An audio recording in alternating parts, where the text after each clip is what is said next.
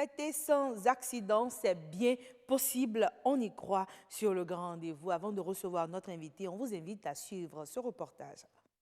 Doit-on lui coller l'étiquette de mal du siècle? Tout porte à le croire si l'on se réfère aux statistiques publiées par l'Organisation mondiale de la santé. L'OMS, dans son rapport Sécurité routière 2018, mentionne plus de personnes meurent maintenant à la suite d'accidents de route que du VIH-Sida, de la tuberculose ou de maladies diarrhéiques. Au Bénin, l'Organisation mondiale de la santé compte un peu plus de 2800 morts par an, soit environ une moyenne de 2 morts et de 12 blessés par jour. Pour le Bénin, d'une manière spécifique, vous allez voir que nous enregistrions environ 700 morts. C'est les statistiques qui avaient été menées en 2015. Aujourd'hui, nous oscillons autour de 620, 630. Mais sans compter que nous n'avions pas pu enregistrer l'ensemble des données parce qu'il y a des décès lorsque ça arrive pour des pratiques religieuses. Les gens refusent d'aller faire cette constatation. Nos statistiques que nous avions envoyées au niveau de l'INSAE ne sont pas en adéquation avec les enquêtes de l'OMS. Quand nous disons environ 600 morts, 630 et quelques morts, l'OMS trouve qu'il faut aller vers le double. Et c'est normal.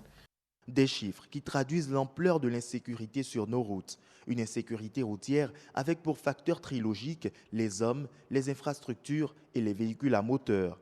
Dans ce contexte spécifique aux pays en voie de développement, le produit national brut PNB ne s'en sort pas indemne. Quand il y a beaucoup d'accidents et beaucoup de décès, c'est le capital humain qui est en train de disparaître et cela agit sur la production, sur le PIB. Lorsque d'un point A à un point B, il y a un accident, d'abord les traumatismes qu'il y a, ça engendre des frais pharmaceutiques. La prise en charge, ça engendre des frais. Les pertes de matériel. Et lorsque le pire en arrive, il y a même des accidents qui font détruire les infrastructures routières que l'État implante à coût de plusieurs milliards. Et c'est ça qui est déplorable. L'incidence économique de l'insécurité routière dans les pays à revenus intermédiaires oscille entre 1,5 et 3%. En 2017, pour un PNB d'un peu moins de 1700 milliards de francs CFA, les accidents de la route ont engendré au Bénin une perte d'environ 42 milliards de francs CFA. Que faire alors pour inverser la tendance? Investir dans la sécurité routière ne doit pas être une activité connexe parce qu'elle permet de sécuriser plutôt le capital humain. Au niveau mondial, lorsque vous voulez évaluer, lorsque vous voulez concevoir un projet avant d'aller vers l'évaluation, il faut réserver 10% des financements par rapport à la sécurité routière. C'est-à-dire qu'il faut sensibiliser d'abord, il faut faire les études d'abord avant projet, il faut voir comment est-ce que les signalisations sont faites, comment est-ce que les places sont disposées, et il faut pouvoir assurer la lisibilité, la visibilité de la voie. Autant de pistes de solutions qui permettront au Bénin de réduire le nombre de décès imputables aux accidents de la route, ce qui lui permettra d'atteindre les objectifs de développement durable d'ici 2020, comme prévu dans son plan stratégique de développement. Merci à vous, Rodrigue, pour ce reportage. On retrouve en plateau Éric Deyonvie. Bonsoir. Bonsoir Agnès. Comment vous allez? Ça va très bien. Vous êtes plutôt notre expert CNSR maison. Merci d'être avec nous. Chaque année, on essaie de faire un petit bilan. Merci. Déjà, à votre niveau, est-ce que vous êtes satisfait des statistiques, de comment s'est présenté le bilan au niveau de la sécurité routière ici au Bénin? Merci beaucoup. Je vous remercie beaucoup parce que les périodes de fin d'année, ça approche. Et il faut des conseils. Nous y sommes, c'est le 31, c'est la nuit du 31. Donc c'est presque la fin, effectivement. Ouais. Et par rapport aux activités que nous avons menées durant toute l'année, nous pouvons dire que nous sommes satisfaits.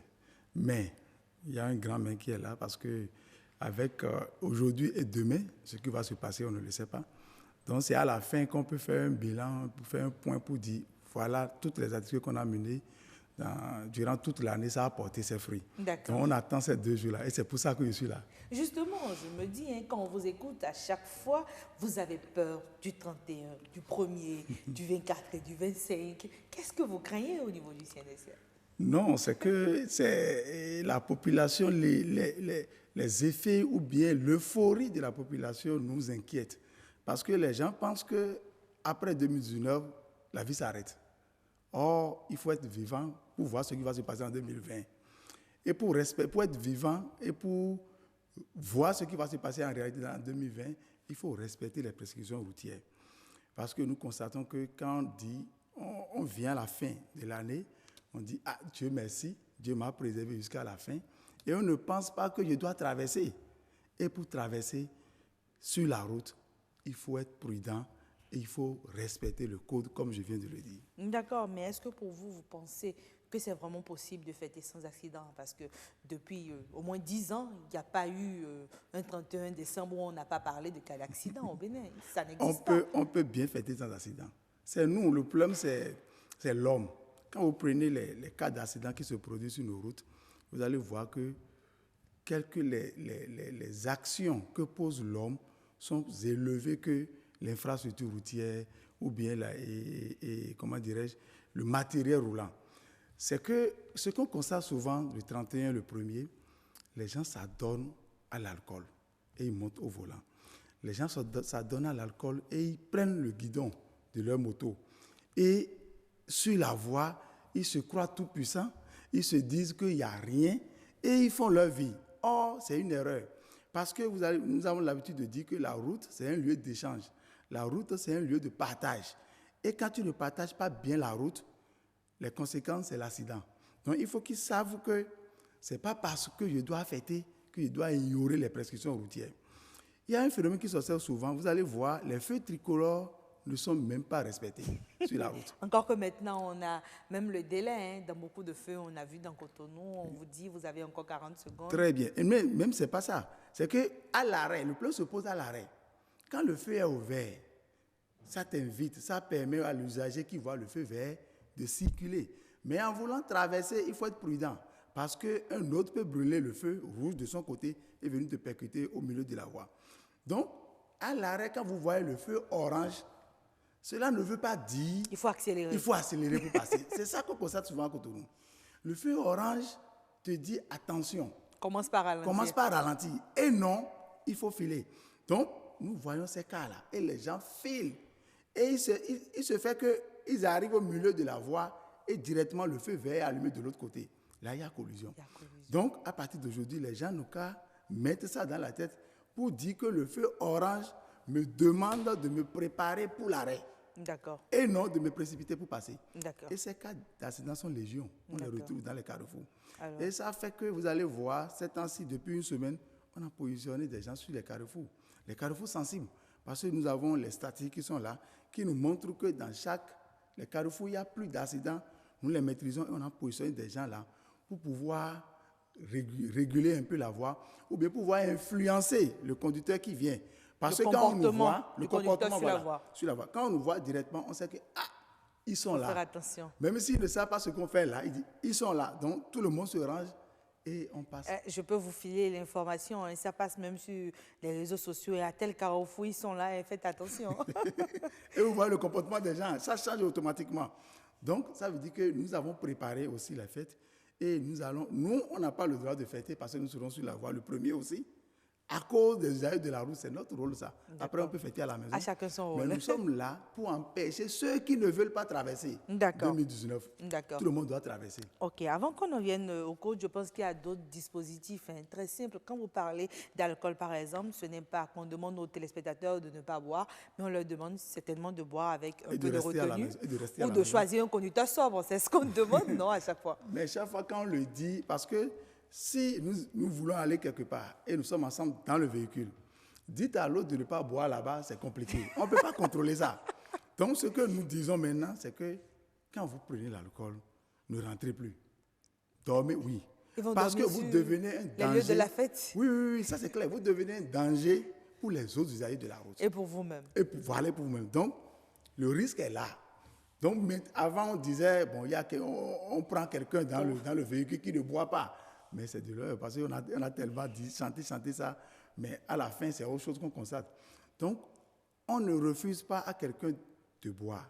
Quand vous buvez, restez à la maison, faites tout ce que vous voulez à la maison, n'emportez pas votre euphorie sur la route, et là, il n'y aura pas d'accident comme nous avons l'habitude de le dire. Alors, on ne finira pas aussi de parler du port du casque pour les usagers à deux roues et l'obligation de mettre la ceinture de sécurité. Quand vous parlez du port du casque, aujourd'hui maintenant nous pouvons dire que la totalité, même s'il y a des gens qui ne respectent pas, de ceux qui conduisent portent le casque du port du casque.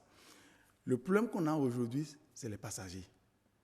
Parce que longtemps, celui qui est remorqué, longtemps, les gens pensaient que quand il y a accident, c'est le conducteur seul qui est impliqué. Mais c'est faux.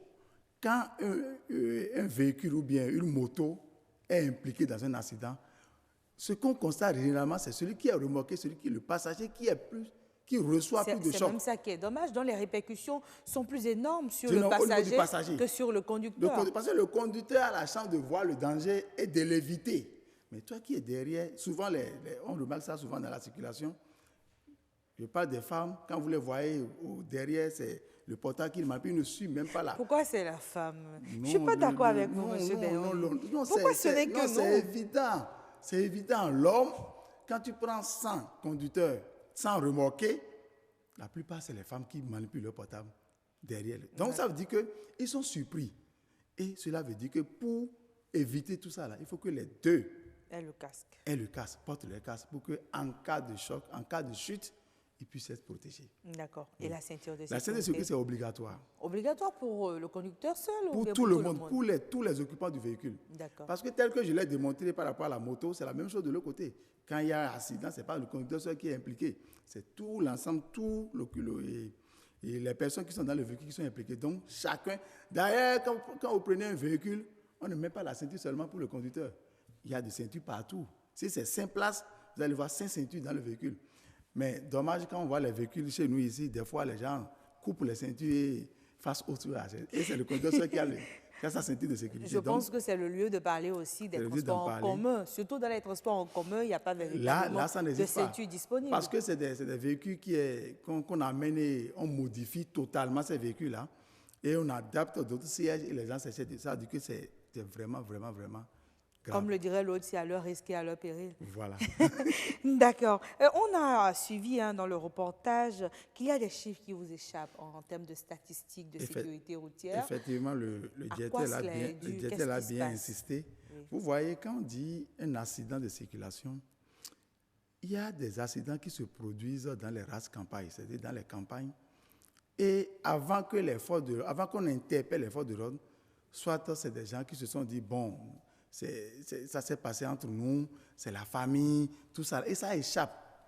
En plus de ça, il y a aussi des accidents que les forces de l'ordre constatent, mais le délai que la personne met pour mourir dépasse. Parce que quand vous faites un constat, la loi autorise les OPJ à suivre les blessés pendant 1 mois à l'hôpital.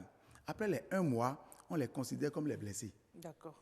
Mais après les 1 mois, il y a des gens qui décèdent. Si. Ça, on ne comptabilise pas ces éléments-là.